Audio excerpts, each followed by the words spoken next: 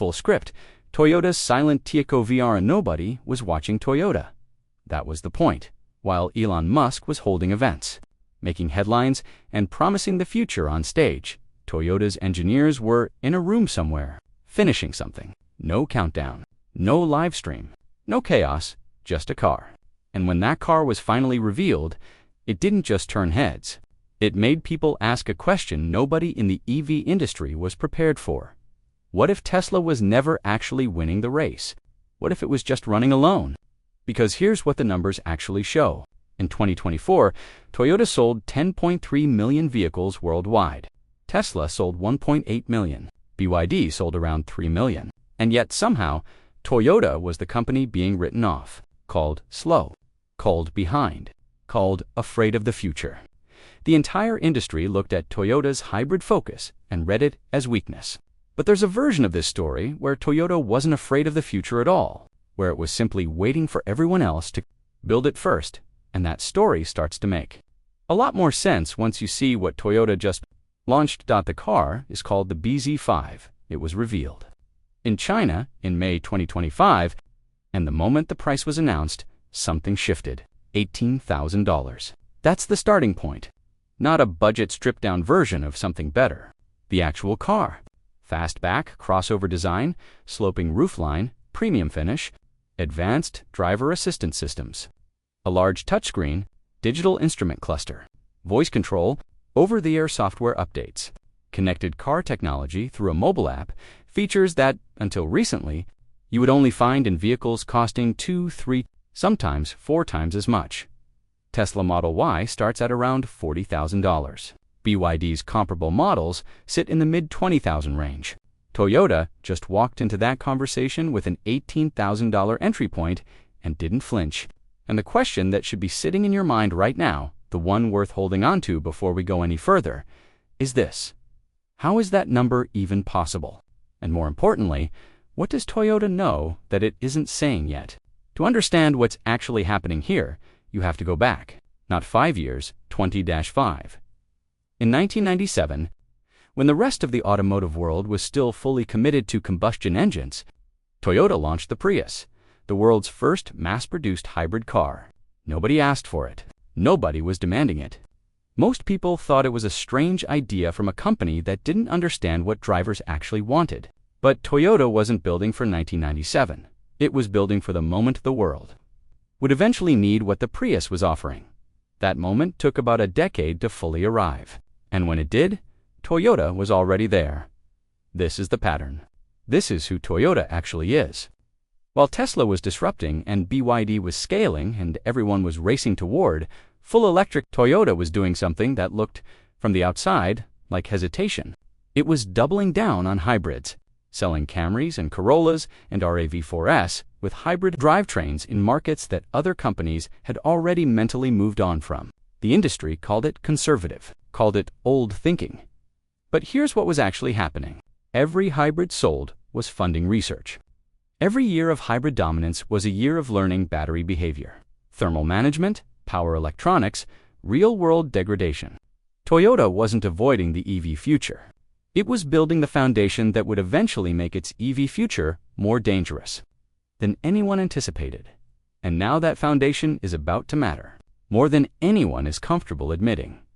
The BZ5 doesn't run on Toyota's future battery technology.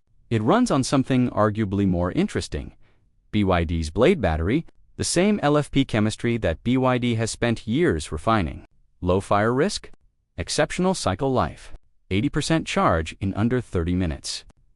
Toyota looked at its biggest rival in the Chinese market, decided their battery was the best option available right now, and used it. No ego, no pride. Just the most practical decision for the product. That move alone tells you something about how Toyota operates. It isn't playing a branding game. It's playing a market game. And those are not the same thing. The BZ5 sits on Toyota's ETNGA platform, a modular F-specific architecture designed to optimize battery placement, reduce weight, and improve structural safety at the same time. The car is targeting 5-star safety ratings, multiple airbags, lane keep assist, automatic emergency braking, advanced camera systems, Toyota didn't build an affordable EV by stripping out the parts that protect people. It built an affordable EV by being better at manufacturing than almost anyone else on the planet. This is where Toyota's real advantage lives, not in software, not in branding, in the fact that it has been making cars at scale, reliably, in almost every major market in the world. When Tesla has production problems, it becomes a news story. When Toyota has production problems, it solves them quietly before anyone notices. That institutional knowledge, the supply chain depth, the quality control systems, the global dealer and service network, that's not something you build in 5 years. That's something you build over half a century. And that's what the bZ5 is actually running on. But the bZ5 is not the most important thing Toyota has right now. It's the most visible thing. The thing hiding underneath the announcement, the thing that should genuinely concern Tesla, is what comes after it. Solid-state batteries. Toyota has been working on solid-state battery technology longer than most companies have been working on EVs at all, and what it's claiming about this technology, if even partially true, represents a fundamental shift in what electric vehicles can do. Full charge in 10 minutes, range exceeding 1,000 kilometers on a single charge. A fire risk profile dramatically lower than conventional lithium-ion cells. A lifespan that could outlast the vehicle itself. Now hold those numbers against what Tesla is currently offering. 30 to 40 minutes for a fast charge. 400 to 500 kilometers of range on a good day. A battery degradation curve that owners track nervously over years. Toyota is targeting a 2027 launch for vehicles equipped with this technology, which means the window is not distant. It's close. Close enough that every strategic decision Tesla makes between now and then is being made with an incomplete picture of what it will be competing against.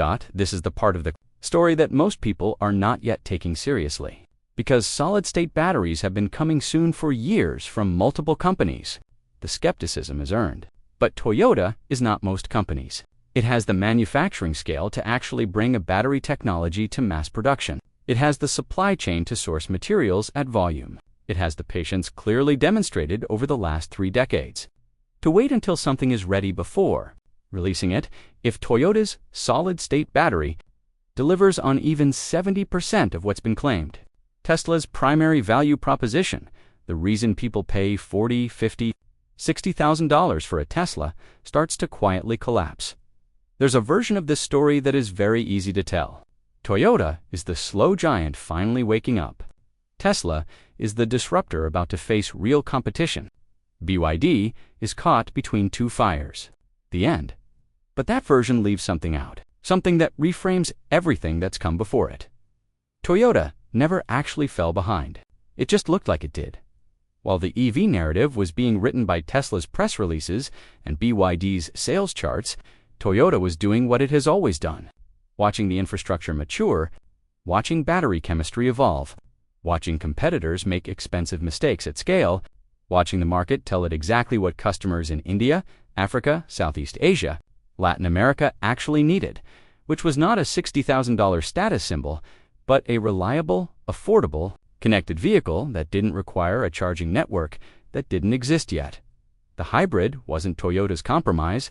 It was Toyota's answer to a question the EV industry refused to ask, which is, what do you do about the 2 billion people who want a cleaner vehicle but live somewhere with 1 charging station per 200 kilometers? You sell them a hybrid. You bank the revenue. You fund the research. And then, when the technology is ready and the infrastructure has caught up enough, you arrive with a platform, a price point, a battery partnership, and a manufacturing network that nobody can replicate overnight. That's not slowness. That's a different kind of intelligence entirely. So here's where everything lands. And here's the question worth sitting with. Toyota has the manufacturing scale. It has the global reach. It has the service network. It has the affordability play. It has a compelling present-day EV in the bZ5. And it has, potentially, the most transformative battery technology in the industry sitting in a lab. Waiting for 2027, Tesla has the software lead. It has the brand. It has the early mover loyalty. And it has an increasingly expensive product in a market that is becoming more price-sensitive by the month. The race was never really between Tesla and Toyota. That framing was always too simple.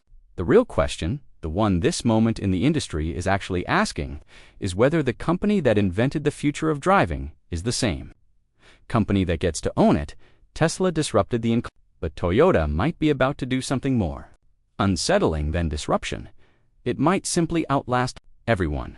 And whether that's the story of a giant that finally woke up, or a giant that was never actually sleeping, is something the next 3 years are going to answer in a way that none of us